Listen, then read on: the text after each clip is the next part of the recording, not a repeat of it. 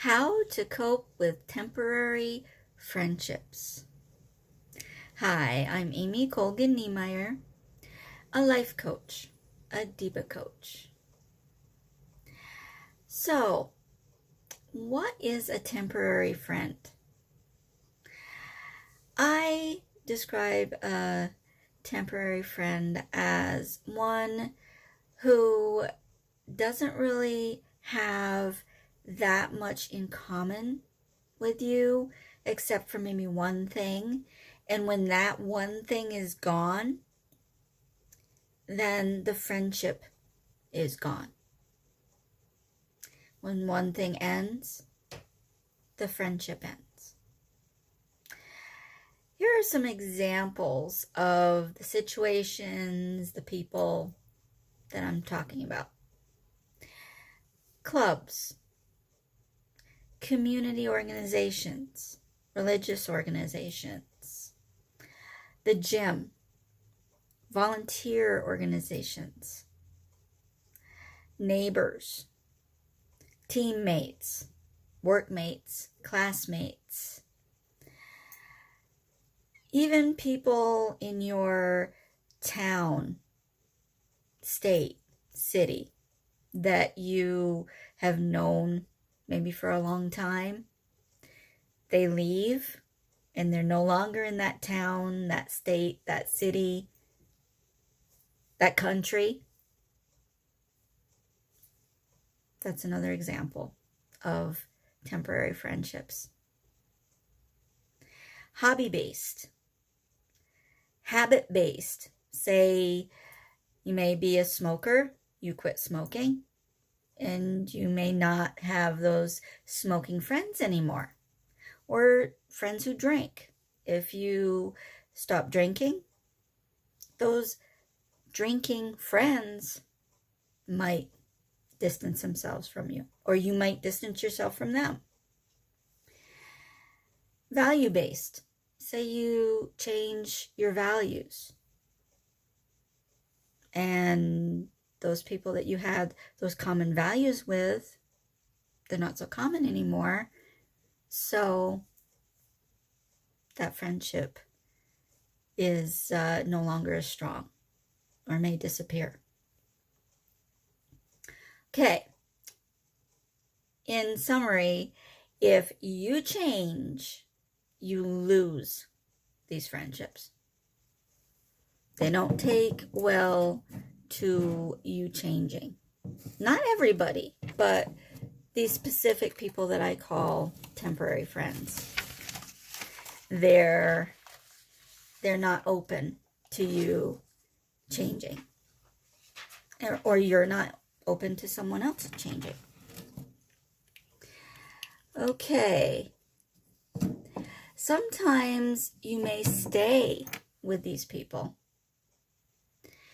just to keep the friendship, even though you don't really have that much in common anymore, or you're wanting to change, but you don't because you're afraid to lose this person.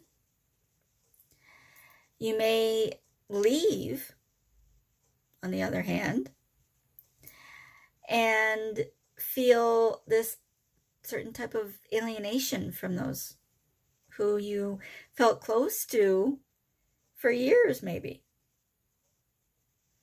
So what do you do about it? Communicate, first of all. Talk to people about how you've changed or how they've changed in a respectful manner, and see if you can come to some sort of agreement where just because you change or the other person changes doesn't mean that you can't still be friends. And a big thing that I say is be yourself. Always be yourself, because then you'll attract the people who are most willing and able to accept you for who you are. You know, they'll be attracted to the real you. And those are the friendships that most likely will be the strongest and be able to weather any type of storm, pretty much. Okay. Also, you could get away for a bit. Distance yourself if you feel like there's some sort of difference or some sort of problem with the current friendships or the maybe former friendships, you don't know. But you need time alone. You need time to figure things out because this is a change. And you're going through changes, and the people that you were always friends with are treating you differently or distancing themselves from you. Back off and just think. Think of who you want to be, who you are, who you want to be, and who you want to be part of your life. What types of people do you want in your life? What's important to you? And who do you want to spend time with? And who makes your heart sing? Surround yourself with those types of people, whether it's 1 or 100 of those types of people, because they will lift you up. They'll boost your spirits. They'll understand you, and they will support you when nobody else will. And also consider, like I said, the people that make your heart sing, but also the people who have always been there for you.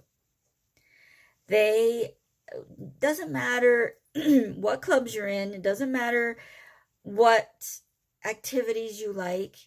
It doesn't matter what TV shows you like.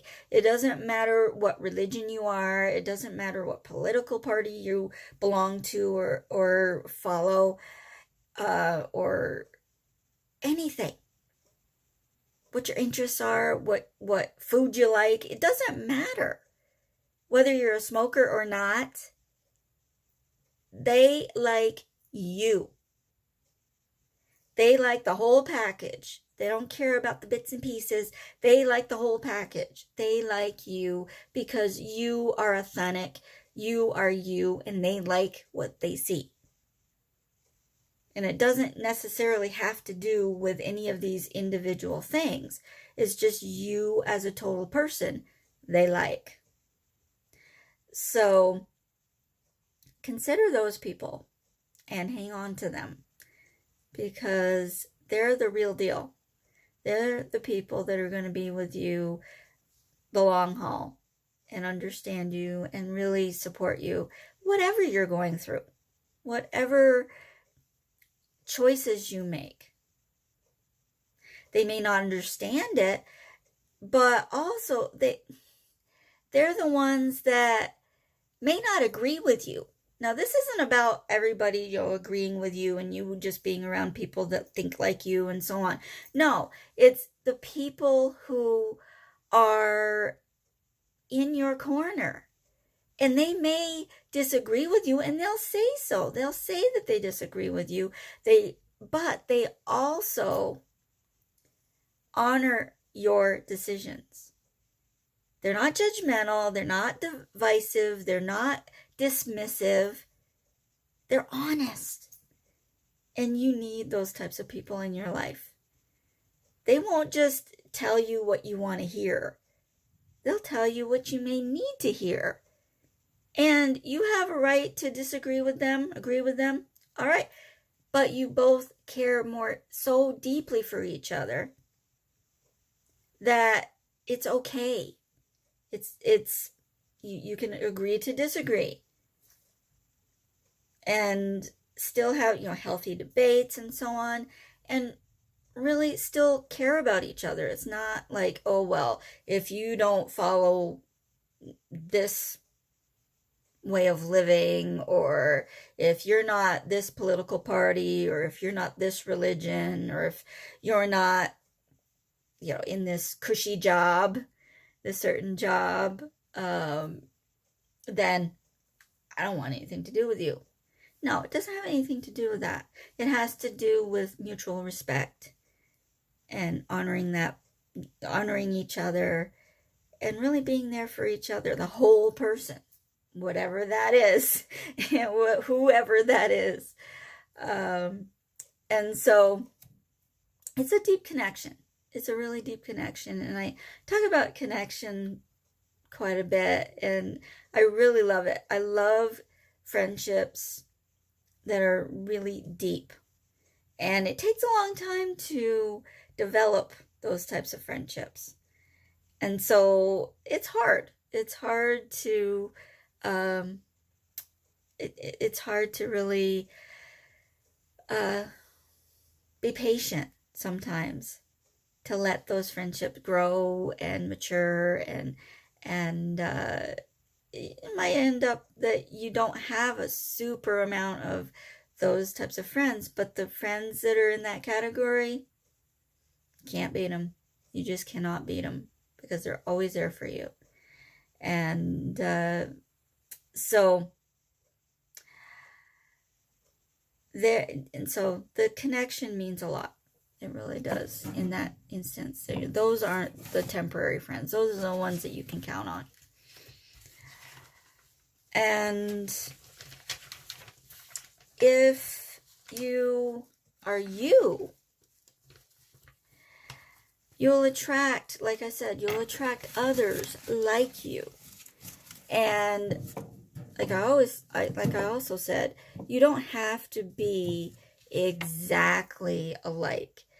But it's nice to be with people who really accept you for you, and they're not trying to make you into somebody else, or make you follow certain rules. It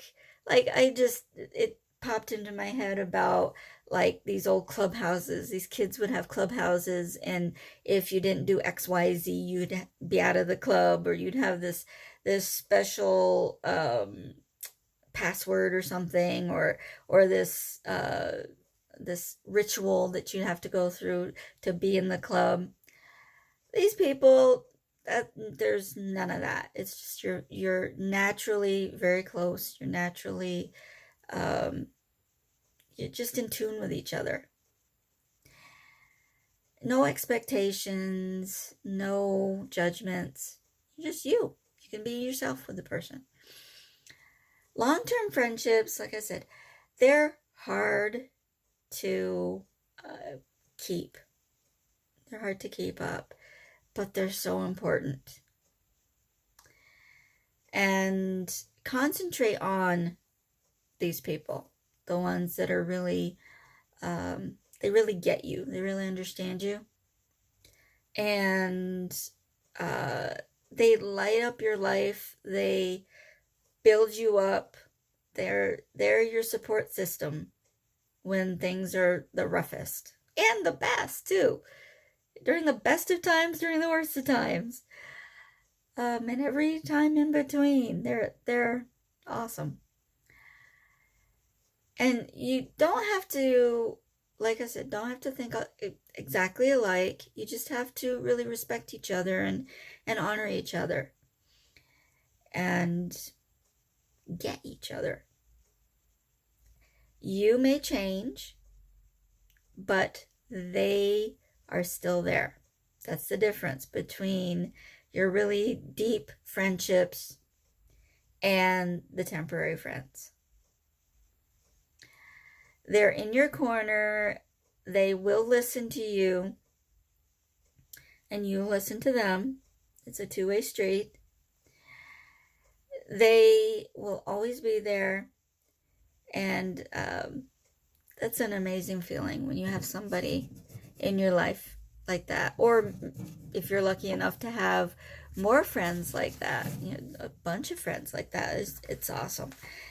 But all it takes is one person, really, that can be there for you, whatever the situation is, and however, through all the changes of your life, all the twists and turns and everything, that person's still going to be there for you. It's really cool. And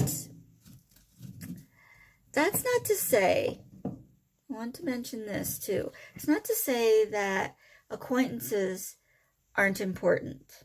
They do feed us in their own way. But to me, the real closeness that you get from those deep friendships, and the satisfaction is awesome. They accept us for who we are, and that acceptance by those few, or even, like I said, it could be one, it could be 100.